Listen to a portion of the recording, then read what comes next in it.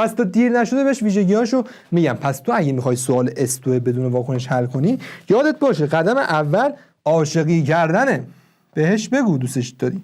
که میخوام بهش بگیم دوستش دارم یعنی بعد عاشقی پیشه کنم. پس عاشقی کردن. عاشقی. امیدوارم حالتون عالی باشه.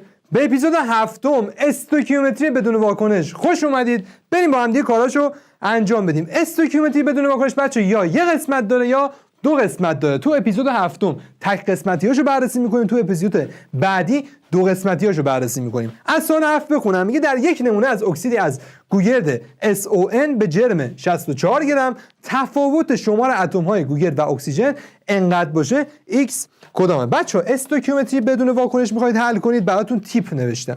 استوکیومتری بدون واکنش تک قسمتی، اول بعد بری بهش بگی که چقدر دوستش داری. آقا من چجوری برم بهش بگم چقدر دوستش دارم؟ باید بری به اون طرف تا دیر نشده بگی یه دونه است. بهش بگو یه دونه است و ویژگی‌هاشو بهش بگو.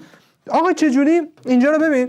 الان سوال داره میبینه استوکیومتری حساب کتاب کردن. واکنش دارم؟ نه. اگه واکنش ندارم پس یعنی سوال استوکیومتری بدون واکنشه. باید برم به اون ماده، به اون تک قسمتی که بهم داده عاشقی کنم، بهش بگم چقدر دوستش دارم. چجوری بهش بگم؟ بهش میگم عزیز دلم، SON جان، SON قربونت برم من، الهی یه دونه ای تو. پس به ضریب یک میدی بهش میگی یه دونه و تو دیر نشده ویژگی‌هاشو بهش میگی. آقا ویژگی‌هاش چیه؟ SON خب یه دونه بنده خدا یه گوگرد داره، یه سری هم اکسیژن داره، یه دونه گوگرد داره، N تا اکسیژن داره دیگه. پس تا دیر نشده بهش ویژگی‌هاشو میگم. پس تو اگه میخوای سوال S2 بدون واکنش حل کنی، یادت باشه قدم اول عاشقی کردنه. بهش بگو دوستش داری. که میخوام بهش بگیم دوستش دارم یعنی بعد عاشقی پیشه کنم. پس عاشقی کردن. عاشقی کردن. حالا اینجا عاشقی کردن انجام دادم. حالا برم سوالشو حل کنم. از قدم دوم دقیقاً مثل تیپ‌های قبلی دیگه، فرض کن یه واکنشیه که یه سری اطلاعات میخواد بده، یه سری اطلاعات ازت میخواد، فلش میزنی مساوی دو تا که از سوالتو حل میکنی. پس قدم دوم میشه فلش زدن. فلش بزن. آقا از کی فلش بزنم؟ بیا اینجا. از همین اکسید گوگرد اطلاعات داده فلش میزنم. تفاوت شمار اتم‌های گوگرد و اکسیژن از دوتاشون دوباره اطلاعات میخواد، تفاوت میخواد، از اینم فلش میزنم مساوی دو تا کس. حالا راست بالا چپ بالا، راست پایین چپ پایین. چیکار کنم؟ پر کن دیگه. اطلاعاتی که داده بود 64 گرم بود فکر کنم. ببینم بیام بالا بیا بالا. اینجا. خب 64 گرم جرم داده، جرم مولی میذارم که بچه اینجا بعد میداد گوگرد 32 اکسیژن 16.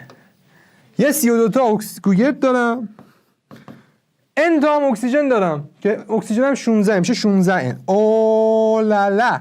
آقا یه جمع و تفریقی به وجود اومد که از بین نمیره. خب این از بین ببر. چجوری می‌خوای این از بین ببری؟ خب از بین نمیره دیگه. N داره. وقتی مجهول داره یادت باشه از بین نمیره. وقتی از بین نمیره هیچ موقع نمیتونم دیگه از 0 و 8 صرف نظر کنم. باید عادی مثل آدمیزاد شروع کنم به حساب کتاب کردن. یه نکته خفن محاسباتی دیگه میخوام بهتون بگم. آقا هر موقع مضرب از عدد آووگادرو توی سوال دیدی بیا بر اساس NA اونو بنویس. آقا چجوری میتونم بنویسم بر اساس NA؟ ببین الان این عدد یه مضربی از عدد آووگادرو، اون مضربشو من نمیدونم. میام چیکار میکنم؟ تقسیم بر عدد آووگادرو میکنم که عدد آووگادرو گفتم برای محاسبات راحت دو رقم سمت راست رو بریز دور. اینو بریزم دور انگار 96 تقسیم بر 6 ضرب در 10 به توان 23 شده.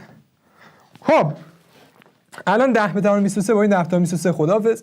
96 دهم تقسیم بر 6 میشه 1 و 6 دهم که حالا این میشه 1 و 6 دهم NA. بچه عدد آووگادرو رو با NA یعنی نامبر آووگادرو نشون میدم. پس یه تکنیک محاسباتی خفن. به جای که 100 عدد رو بنویسم دو رقم سمت راست که زدم لا گوشش انداختم رفت، حالا اون چیزی هم که مونده تونستم بر اساس مضرب عدد آووگادرو بنویسم. من نکته محاسباتی بنویس جانمونی از من. هر موقع اگر در سوال مضرب عدد آووگادرو دیدی بر اساس NA بنویس. چرا؟ چون محاسباتت راحت‌تر میشه.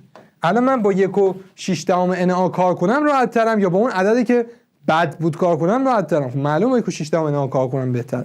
پس من فلشامو زدم، حالا دارم تناسبامو پر میکنم. پر کن تناسب را. به به، یه چیز گفتم، همه سوالا رو دارم باش حل میکنم. پر کن تناسب را. حالا این یکم کلفتره، اون یکم نازک‌تره. ببین اینجا آقا تفاوت داده 1.6 NA، تفاوت داده منها میذارم. حالا ضریب ضرب داره تعداد مولی، اونجا جرم و حجم، اینجا تعداد. حالا ضریب ضرب داره تعداد مولی، ضریب ضرب داره تعداد مولی. الان ضریب یکیش یک ضرب داره NA میشه همون NA، یکی دیگه هم که n ضرب داره NA میشه n تا NA. خب بچه الان NA رو من فاکتور میگیرم، میشه بنویسم 1 منهای n یا n منهای 1. کدوم میشه؟ چقدر سوال قشنگه. به به به. بچه ببینید این n هیچ موقع از 1 نمیتونه کمتر بشه. اگه خودش هم باشه که 0 میشه، مخرج که نمیتونه 0 باشه. پس قطعا n از 1 بیشتر بوده. یعنی اینجا اگه داخل قد مطلق بذارم مثبت بخوام بکشمش بیرون مینویسم n رو خب با هم خط میزنم، مثلا n فاکتور خدافظ آخر سرم n منهای 1 مینویسمش. پس این n رو با هم خط میزنم، اینجا هم مینویسم n منهای 1. به به چه سوالی. n منهای 1 و تمام و تمام. بنازم عجب سوالی بود. آقا ساده کاری این به 1.6 بذار من با سبزمو برم، سبزو بیار. به 1.6 میشه 1، به 1.6 میشه 40. حالا یه طرف این وسط اس میکنم n رو به دست میارم. 40 ضرب در n منهای 1 میشه 40 n منهای 40 برابر است با 1 ضرب در این میشه 32 به اضافه 16 40 n 16 n ازش وردارم میشه 24 n برابر است با 40 با 32 هم بخوام جمع کنم، 40 با 32 هم بخوام جمع کنم میشه 72 که از اینجا n در میاد 3. n در بیاد 3 جواب میشه گزینه سوم. به از این سوال به شدت زیبا. پس آقا هر موقع خواستیم سوال استو بدون واکنش حل کنیم، ببین یک قسمت داره یا دو قسمت داره. از کجا شروع کنم؟ بعد عاشقی کنی، بری به اون ماده میگی دوست دارم یه دونه ای چه ویژگیایی داره بهش بگی و فلش مساوی تو کس راست بالا چپ بالا راست پایین چپ پایین یه طرف این وسطی میکنی و سوالو بهش جواب میدید. دوستتون دارم، مراقب خودتون باشید تا اپیزود بعدی. خدایا رو نگهدار.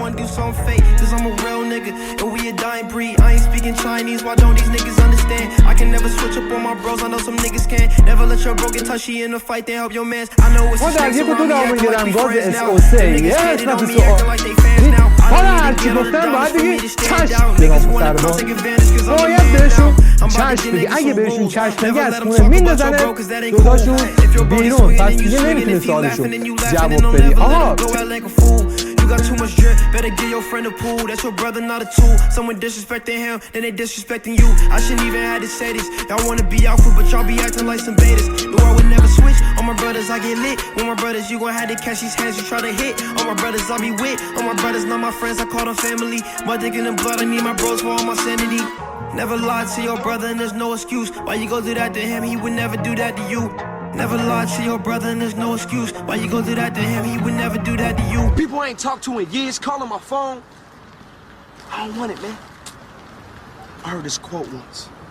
Money don't change you. It changes the people around you.